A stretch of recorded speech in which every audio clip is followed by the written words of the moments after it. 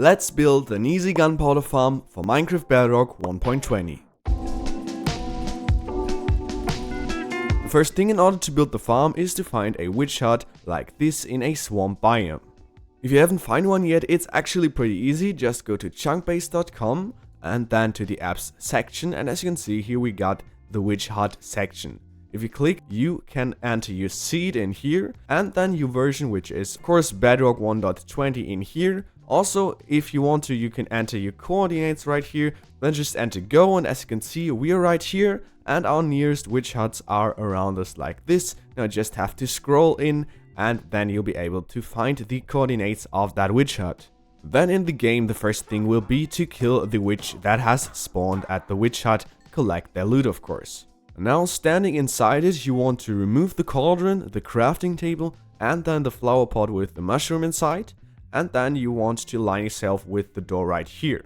Now what you want to do is to destroy this exact block right here and replace it with a solid block like this. It should be centered in the middle of the witch hut. Also you want to remove these 3 blocks around that spawning spot and you want to replace them with temporary blocks like cobblestone or something like this. This is because witches will always spawn on this block right here and will spawn on this exact corner. Now that we got the exact spawning location set up, you want to start removing the entire witch hut. Now as you can see in my case, my spawning location is directly located above water, so if you got the same thing, then I recommend taking some dirt and just clearing out some water below it and maybe up to 2 blocks away from it as well. Otherwise you might run into some problems when building this farm. Next, you want to make sure that you have a 2-block gap between the floor and our spawning location looking like this, and then you want to remove some blocks next to it as well if you got some standing there, so that we have some space in order to build our Trident Killer. What you have to do in order to build it is to place 4 pistons in a windmill shape looking like this, so place them every other block. Now you want to go to the outside and then you want to place observers like this, so one that faces the piston and the arrow points outwards, then the next one should face the observer and point towards the next piston. Then just repeat the same thing, so a observer facing the piston, then one the observer, piston, observer, another one facing the piston, and a final observer facing one. Now as you can see, in this case we got blocks behind the pistons. If you got a setup above land, you will have to place blocks behind each piston, so you prevent light from passing through into our Trident Killer. So in this case, let's remove the blocks behind the pistons and replace them with solid blocks to mark that importance. Now on top of one of these 4 blocks, you want to go ahead and place a lever. This will be the on and off switch for our Trident Killer. Also, you can already take a trident and throw it inside the Trident Killer and then flick the lever 2 times like this to test the system. As you can see, it works fine. Now you want to take some blocks and place a layer of blocks on top of the Trident Killer. You want to make sure that you go all the way around like this. Once you got that, then you want to just add a second layer on top again, and now just repeat this 2 more times. So this will be our first layer and then a final layer on top of that. Again, make sure that you go all the way around so no light will pass through. Now at the height of our last layer, which should be at the head height of your player, what you want to do is to take a glass and place it right above the spawning block. So this block right here and not the temporary blocks we placed right there. Actually, you can now go ahead and remove all of them. Make sure that you don't drop into the farm. At this point, we can already start building our AFK spot. In order to do this, very important, build a roof for your farm using 4 blocks, solid blocks like this.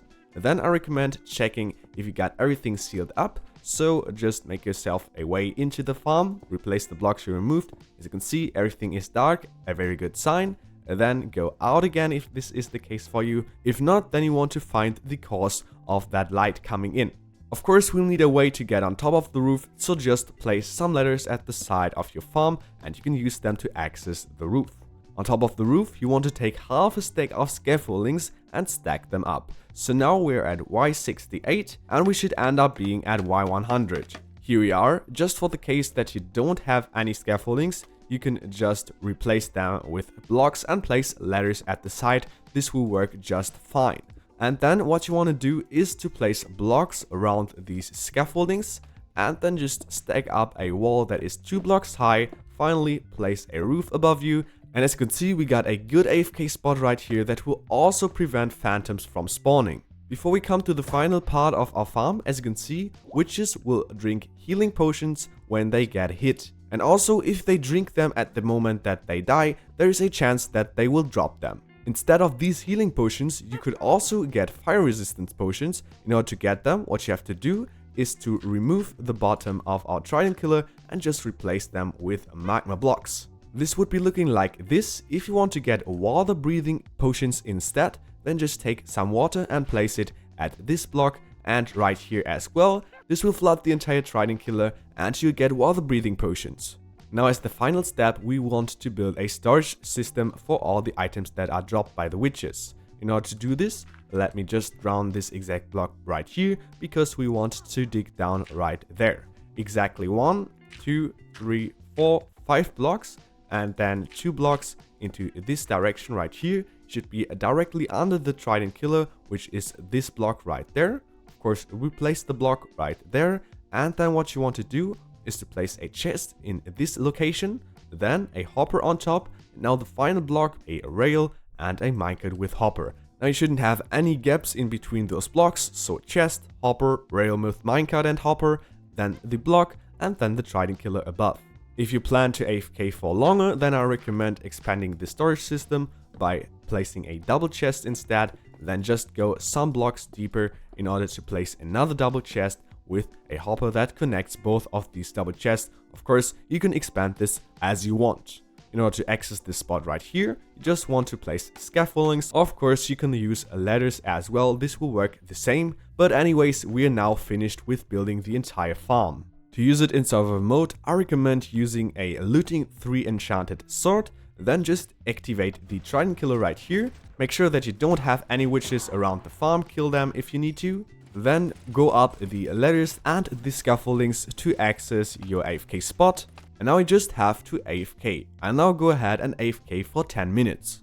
And now AFK'd for 10 minutes, let's see our results. To get all your items, you just have to go down the ladders, go down the scaffoldings to your AFK spot. As you can hear, we already got some experience, and then all the items will be in this chest. In this case, we got 11 gunpowders in 10 minutes, so you can calculate with about 2 stacks of gunpowder per hour. Also, if there's some leftover experience in the farm, you'll get it by just going to the side of the killing chamber.